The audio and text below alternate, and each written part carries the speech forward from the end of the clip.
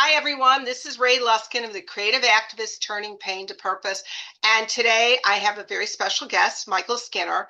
And as you know, before we start, I always write a little poem. And he is a songwriter, so he has his own lyrics about everything. But I'm going to just do my best today. Before we ask what's wrong with you, let's pause and ask instead what happened to you. Behind every label is a story. Behind every silence is a wound that was never seen. What if pain was met with compassion instead of judgment?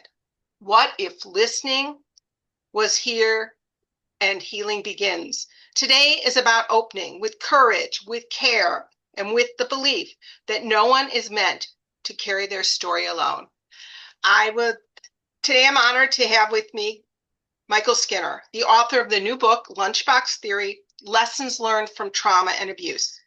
Michael is an award-winning advocate, educator, writer, and critically acclaimed singer, songwriter, and guitarist who addresses trauma, abuse, and mental health concerns through his public speaking, writing, and music. In his book, he shares his deeply personal journey from success on the outside to unraveling under the weight of long-buried trauma and ultimately finding a path toward healing, purpose, and hope. Michael, thank you so much for being here today. Well, thank you for having me, Ray, because I think the world of you and what you do. Right. We've known each other on Facebook for a very long time. Yeah. So In your advocacy endeavors and creative arts and all the rest of it, I just yeah. So yeah, yeah, this is we're great. simpatico. Yeah. That's what we are. So let me just opening a little bit. What was the moment or the turning point for you when you knew it was time to write this memoir? And can you share a little bit about that? It's been a long process, Ray, but I'll be honest with you, and it was really other people pushing me to write. So when I recorded my first album, CD, Train of Tears, it was the engineer producer that I was working with, Bob Catalano, that said, Mike, you need to write a book. And then when I was out presenting, performing at conferences all over, or just in mental health workshops, peer support centers, people were saying the same thing. You need to share our story because I didn't think of myself as a writer. Maybe in the back of my head, I was thinking, oh, I'd like to write a book, but I just didn't have the confidence to write a book.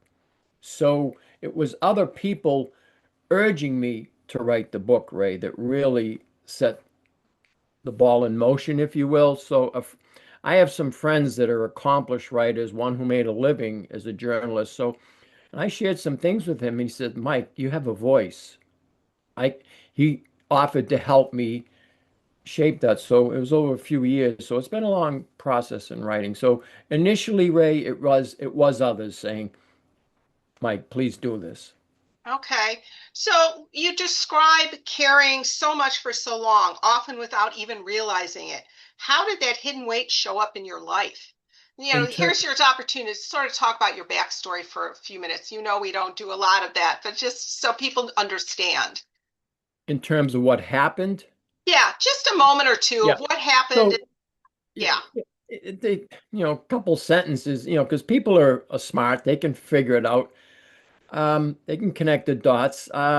Both of my parents were abusive mentally, physically, emotionally, and sexually, and they also had no problem sharing me with their equally sexually perverse friends. So back years ago, I didn't realize I was being trafficked, but that was pointed out to me years later. So I was, passed around. So there was a lot of abuse, and they were brutal physically. So it was hard growing up as a young boy and young teenager.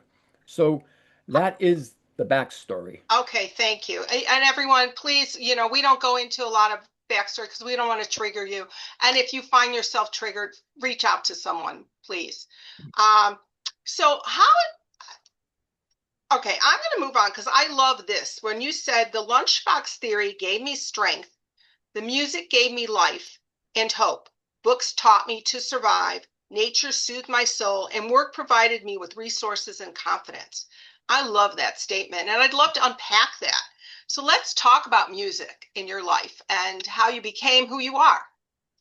Well, just before I turned 10 years old, the Beatles appeared on the Ed Sullivan Show. What was it back in? Yeah, it would have been 64, 63. And I saw them, and Ray, that was just, I'm not being cliched. That was a transformative moment. That because up to that point, I was a young boy. I wanted to go into the military. I had my mind set. I was going into the military. I saw that and I said, oh my gosh. And I was like, the 10,000, 100,000 other kids and people all across the country thinking, I want to be a musician too. So That part I didn't want to be, but I loved watching them on the Ed Sullivan Show I myself. I just thought, oh my gosh. Originally I wanted to be the guitarist singer, but my parents just they crushed that when I would share that. But I taught myself how to drum, and it was like an epiphany. It was an epiphany. I'd be tapping along to songs playing on the radio, and I was keeping time. I was anticipating the drum rolls and all the rest of it. And I said, I had one of those aha moments at the age of 10. I can be a drummer. So I set about to teach myself how to drum, got one drum at a time. At 12 years old, I joined the local rock and roll band in the neighborhood, and we were playing at teen centers, junior high dances, and other events, and getting paid for it, Ray. I'm 12 years old, and I'm getting paid to do what I love to do. This is like, wow. That is an I, epiphany when you get to do that. That is like, wow, yeah. so, um, by the time I got out of high school, I was playing, full time. We always played on the weekends, but then that became my living as a drummer in rock and roll bands. That's how I made a living. Now, if I was close to home because I toured a lot, I would work a part-time job during the day. I'd go build a house with friends or so just to add extra money. But that was my living. That was my vocation was a musician. It was the proudest title I could say to someone. I'm a musician. I love that. So. And it's carried through your entire life.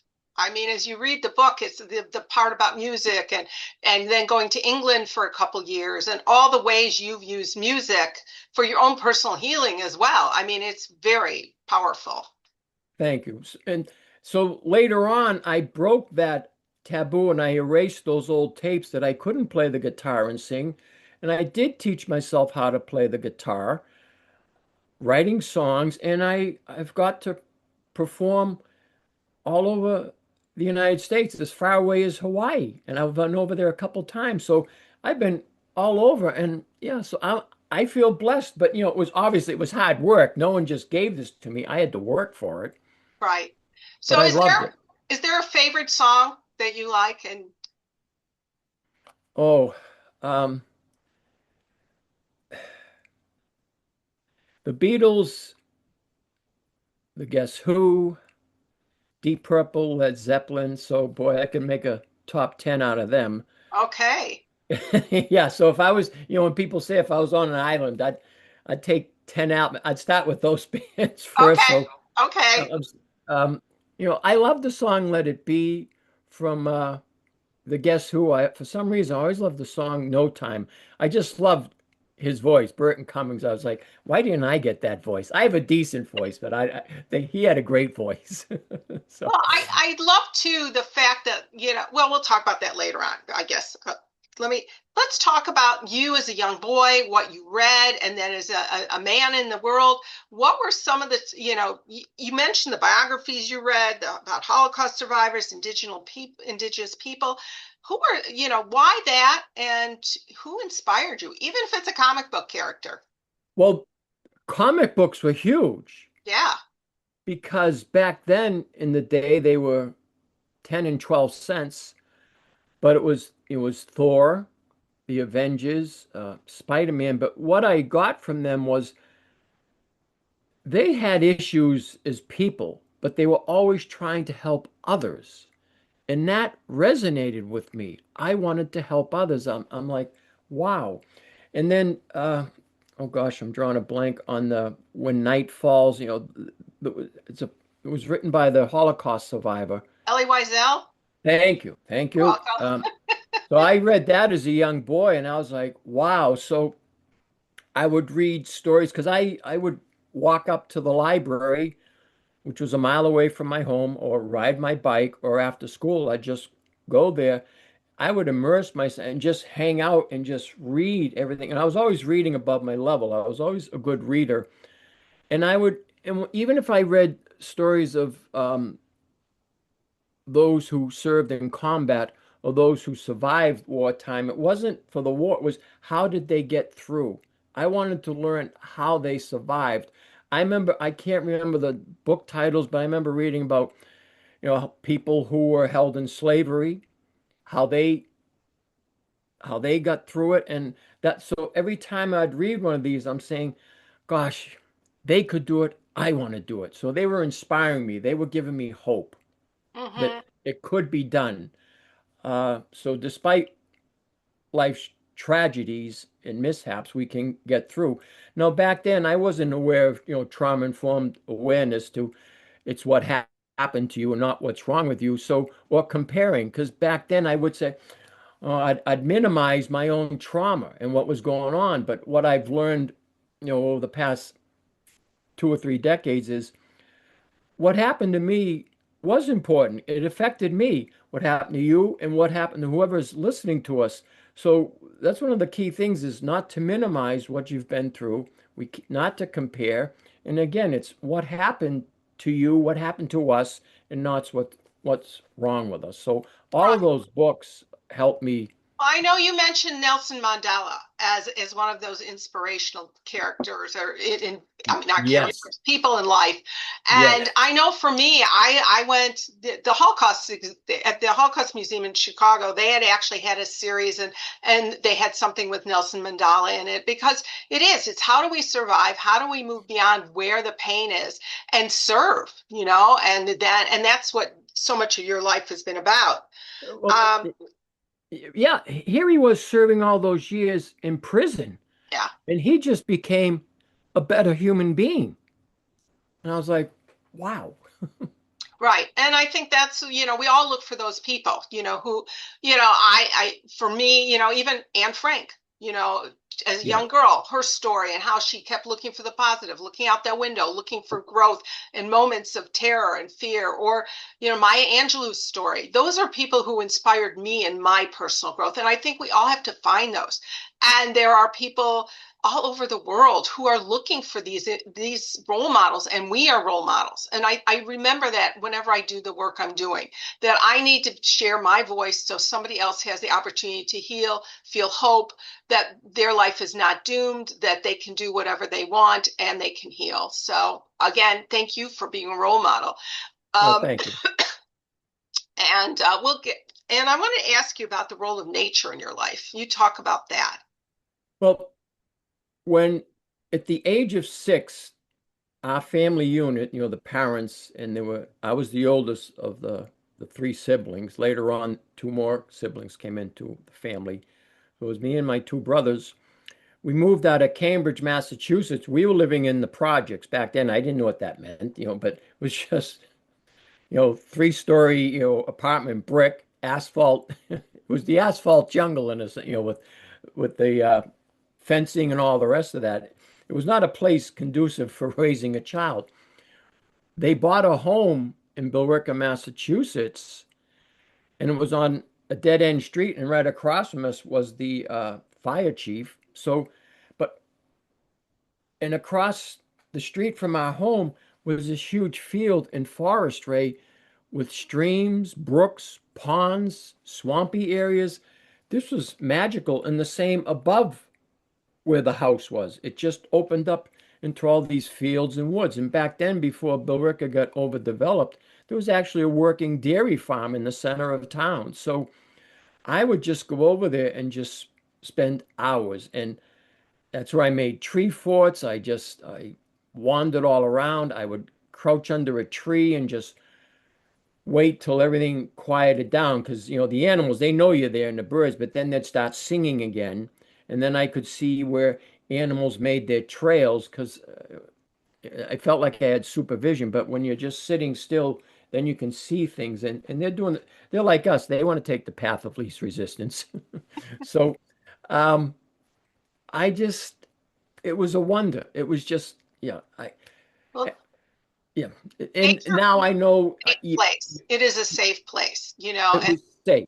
yes, And and so healing. For me, I had a willow tree in our front yard, and I go sit under the willow tree and talk to the willow tree when I had nowhere else to go, you know. So those moments I remember as a child and as an adult. Anybody who looks at my Facebook page knows I'm out in nature all the time. And water definitely is my thing in the botanic gardens, forest preserves, you know, those kind of things. And they to this day, I feel safe. I feel closer to God than I ever did anywhere else. And I know that everything's going to be okay. And I think we all need those spaces. And it could be urban, it could be suburban, you know, it could be an art museum for somebody, it could be, you know, the library. It doesn't matter. You all, or I shouldn't say you, we all need safe spaces where we can be alone and you know, and heal. right. I agree. And so nature, that was my safe space. And sitting up in one of my tree forts, I had one which was a triple decker, and I'd just sit up there and I'd just be looking out. And it was, and now, of course, now we know that, forest bathing, being out in the woods, although all Right. the things that I Healing. didn't know that. And that's what I find the beauty of us, Ray, is intrinsically we know what we need. So if we just listen to that inner voice, we'll find the ways and the means to heal. Right. I think though too many of us turned off our intuition and we say it's selfish. I need to be busy. I need to do. We have so many other words in our head. I think though healing requires us to step back and find moments for ourselves for where we can relax, where we can reframe, where we can renew. And for me, it's nature, and for you, obviously, nature, music, you know, those kinds of things. So, and we have to find that. And mine is also art. You know, Right. that's a piece of my renewal, and it can be as simple as scribbles and doodles. It doesn't have to be a fine painting. So we all need to find those tools. And I love this conversation. So thank you. I do want to move on just because we could talk for hours and stuff. But let's talk about during one of the most difficult times in your life, you interacted closely with the mental health system. You describe a little bit. Could you tell us what happened and, you know, what your experience was? It wasn't good. Yeah. And so, as I shared in the opening, obviously I had been traumatized, I had been abused, neglected as a child and as a teen. Now I know that it affected my brain development, my nervous system, all the rest of it. This was trauma.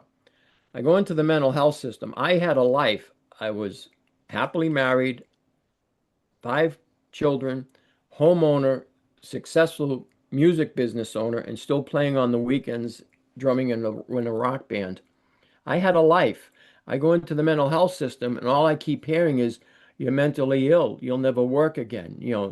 And I had never taken illegal drugs in my life, and all of a sudden, I was over medicated with all these drugs that basically put me, comatose. You're just, sitting there, and yes, they would be drooling, and I started, the over time, the shaking, which is tardive dyskinesia. I didn't know because I listened to them, and even at the time, my in a few years would be my ex-wife, but she was saying, "You've got him on too many meds. This is not him." So again, I'm not anti-medication. I'm anti-over-medication. And if something is toxic to the system, they were toxic to me, Ray.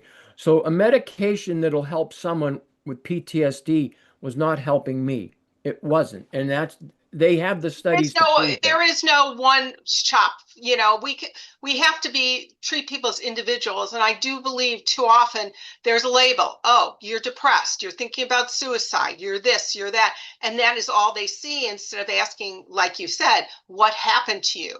Is there a physical diagnosis? There's something. I know you had mentioned. You know, you had concussions, and they finally discovered that you were suffering from these, you know, and things that no one wanted to look to, you know, because until you actually got trauma informed care. And how did that happen for you? How were you able to transition from traditional medical, you know? Well, I one of my first pieces of reaching out and getting peer support and advocacy was getting involved with a small nonprofit that was only a half hour from where I lived in Concord, New Hampshire, and they were called the New Hampshire Incest Center. Now they defined incest broadly. It was just to them it was power. It didn't have to be in the family. So I started helping out there just in the office, organizing, doing, taking phone calls, and they asked me to serve on the board of directors. And pretty much all of them, and there were 7 or 8, kept saying to me, Michael, you need to get away from the mental health center. You need to find a trauma informed, a trauma practicing therapist, counselor to help you because they'd all been through that mill. And eventually I was able to start going down to the trauma center in Brookline, Mass, which is part of Boston. So it was an hour and a half drive for me, sometimes 2 hours, depending on the traffic. So getting services there was a night and day difference. They were treating me for my trauma. Hmm. And that was just like, wow. It was just a whole, and no, you can do this. Now, when I'm disparaging of the mental health center, there were a lot of them that were, but there were also those that were helpful. But they're Hmm. in a system, and they had so a lot of times they'd say something off the cuff. This has to be off the record or whatever. So Right. they weren't all in that mindset, but the ones that you were dealing with over and over again, Right. that And was once just you're labeled, they only look to that, oh, you're depressed. That's the reason for everything. right. Or, whatever you've acted out. I get that. So, yeah, I'm glad that obviously that you found that trauma care. I mean, I know for myself, finding and doing things like, I ended up doing trauma care without even knowing what it was at the time, reaching out to other modalities to heal. There was something Radex where I'm pounding the walls to let out the pain that's in my body, or scribbles and doodles, or whatever it was, for the same reason, because traditional talk therapy did not work for me, so I get that. I know you, one of the things that I love is, you had an experience, you've done so much, you've spoken at the National Press Club, presenting conferences with the United Nations, State Department, Georgetown, and being part of the groundbreaking Oprah show where 200 men shared their truth about abuse. I would love if you just met talk about that experience, because I remember watching it on television and being blown away. So, It was that was a powerful time, and it was again transformative. There were so many parts of it that were nice, healing, and I got to meet fellow survivors, and several of them became friends with and still in connection with, via Facebook and emails, because they do their own respective advocacy. Not all, and some are one's a very successful artist, others, do their thing. They're in the mental health world, but um, obviously, going to the show was like, oh, well, because you hear about this, and then one of the, well, there were so many key moments, but when we were in there, and she said to us, this was before the cameras are rolling, she apologized to us. I'm sorry I missed this, because she said, I've always been an advocate against childhood sexual abuse. How did I miss this? What you males were going through. I am so sorry, and it was just wow. And then a lot of times, because there'd be the tape, and she does do it organically, if there's hands raised. And then when the cameras would stop to take a break, you know, men are breaking down or they're yelling out something that had happened horribly. And she's going out to the crowd with Tyler Perry and they're hugging them. It beautiful. was that was unscripted. It was just Oh my God. I mean, that really so is from going from silence to a collective voice. I think that was what was so amazing to right. me, because that truly was, it was always a woman's issue, but then we had to get men involved because men are part of it, not just the problem, the solution, because we have to have all the voices and And not just one voice. Yeah, yeah, because it's a and human condition. none of us knew why they all wanted a picture of us when we were younger.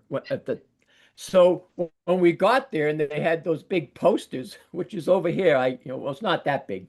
Um, And oh, and that's why we were to hold those as the camera spanned. And so that's the same picture I use on my book cover. I love it. I love Yeah, it. so that was me, first or second grade. I So love yeah. it. I know beyond this, you've done work with the National Center for Trauma Informed Care, National Association of State Mental Health Program directors. What do you see? Is there still a gap that needs to be filled between the silence around child abuse, suicide, and mental health? It's What do you think needs to happen? it's huge. Society needs to start addressing it. Society is part of the problem. As we were talking about, in the book, I have that little drawing, the artwork of the three monkeys: see no evil, hear no evil, speak no evil. That is still quite prevalent today. Um, I wish it was different. And that also comes from survivors themselves, the family members. People don't, it's an uncomfortable topic. I get it. But the only way to end this intergenerational trauma is to address it. And so there's great organizations, agencies, people doing incredible things, and there's more of them doing it, but still the collective mindset is not to address it. Right, right. I mean, it's very clear with the Epstein files. Yes. Yeah, yeah, Got yeah, it. right. Yeah. So I do want to, I was going to talk about some of your daily practices that you do for to keep yourself grounded and moving in the right direction. Well, the first thing I do every morning is, I make my coffee and I go out into my backyard. Now I have a modest home and a small backyard and a small front yard, but I've got a forest behind me, Ray, in the river. Uh, It's not my forest, it's not my river, but no one can develop on it. So I'm out there 365 days a year out there with that coffee. So I spend 30 to 40 minutes out there.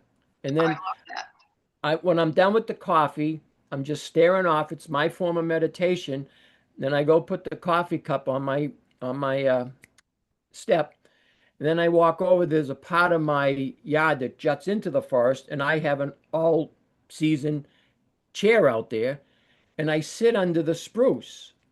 And I sit out there for 20 minutes or so and just if I see a fox or a coyote, every now and then a bear or a deer or eagles, because the eagles are all down near the river, I'm just in seventh heaven. My Sometimes I joy don't. is to see deer. I'm much more an urban setting, but every once in a while it's like, oh, I saw deer the other day. Oh, yeah, very Yeah. exciting. So I get to see them. So the birds, I love hearing the birds sing. I know when they're not singing that the hawks are in the neighborhood. Okay. I know you mentioned in your book you have affirmations around your house and you carry some in your wallet. Just share with people a little bit about that and how important that is to see those inspirational messages.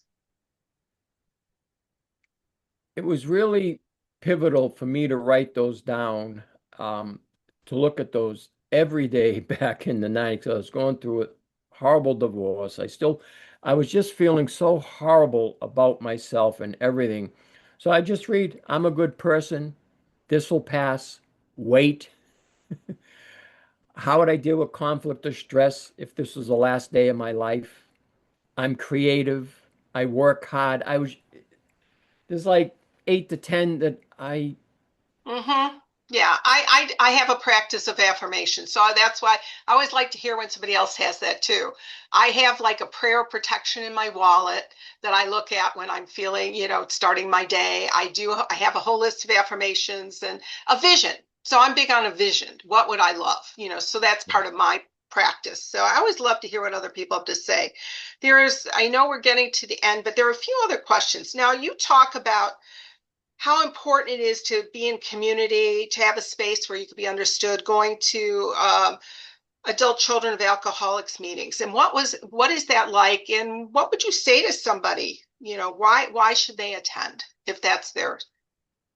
Well, one of the key things for healing is peer support Yeah. and not to isolate, because that's the easiest thing that we do, regardless of the trauma that we've dealt with or abuse. We isolate. we stick to ourselves. We don't, because trust has been broken. Right. But I found when I started going to adult children of alcoholics, probably like 1980, 81, uh, that I ended up going 2, 3 times a week. And I was with my tribe because I didn't. Now I'm hearing other people that grew up in violent homes or other people just the dysfunction of alcoholism, whether it was a dad or a mom or both. And they didn't have to be violent or abusive. They could be loving, but they were neglecting because the drinking came first. So they weren't evil people. It was just, it's the dysfunction of it. And you just felt, wow, this was huge. And then when I started attending support groups, and I'd drive into Boston, again, that's an hour and a half, 2 hours away, only because of traffic. It's only 60 miles from my house, but the traffic is insane. But to be with in a support group, peer support group of fellow survivors from child abuse or childhood sexual abuse, and you're sharing and caring. And then with one group, we'd all go out for pizza. Some would have a beer, some would have soda. But now we're laughing, we're having fun. But it was that camaraderie. We're human beings, but we could share in that hour and a half, 2 hour meeting, or not share, or listen, validate others. But it was you're building friendships and community. Community is important. I mean, Yeah, and finding those people that you can share all of yourself with rather than selecting this part, you only see yeah, this, which is, right, yeah, it's right, hard to find those right. people and it is important. Okay, I want to talk about the Surviving Spirit newsletter. So people, what is that and what prompted you to start that? It was again, it would have been as soon as I learned how to use email and a computer, so probably like mid 90s. And what it came from, Ray, was to share resources and a lot of focus on the creative arts, whatever that might be, because the creative arts are huge for healing. And you don't have to be a professional just to do it for the love of it or your passions, because that frustrated and angered me when I was at the mental health center. They weren't even aware of certain organizations or agencies that you could go to or peer support groups. They're better with it now. So my whole thing was to share resources, peer support groups, and I was inclusive. It was never just exclusive. It wasn't just to be for childhood sexual abuse or child abuse. It was for mental health. If you had a physical disability, that's what I looked at, the surviving spirit, how people have transformed themselves or working through all of life's mishaps, whatever has been thrown at them to get a better life. So my old thing with this was, okay, I'll share resources. It could be an article from a magazine or the news, newspapers or online. I'd share a little bit of, the paragraph or two, and then the link where they could read the whole story. I'd share. I've shared your information before. People who've written books, creating art, whatever it is, just to show that there's hope. Right. Well, tell people how they can get a hold of that. Okay, if the easiest is the survivingspirit.com. If they Google that, that'll come up. My email address is it's very simple, Mike Skinner at Comcast.net, all lowercase. That's So wonderful. And yeah, also, his book has an extensive resource section at the end yeah. of it. So anybody who wants to find out about a ton of organizations, opportunities, resources, again, his book is amazing. So Thank you. what message would you most want to leave with someone who's still in the middle of their healing journey? This is sort of the last question. Healing happens.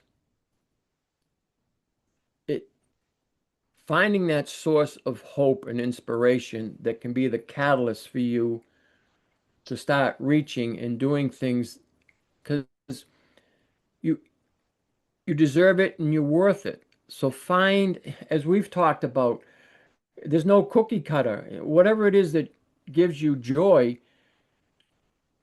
go to that. And I understand when you're depressed, it's very hard to go to that, but do your level best to get to that. And because there is hope, there is healing, and there is help out there. But it also is up to us to do the work. No one's going to heal us.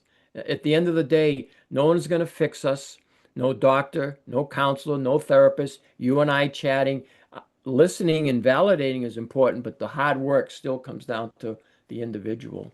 Thank you so much, Michael, for your courage, your honesty, and your advocacy. What I take from this conversation is that behind every label is a story, and that healing begins the moment we shift that question, what's wrong with me, to what happened to me. And I love that saying. That's really stuck with me. To everyone listening, if you're carrying something heavy, something unspoken, you are not alone. Healing doesn't happen all at once, just like he said, but it begins the moments like this, in listening, in compassion, in connection.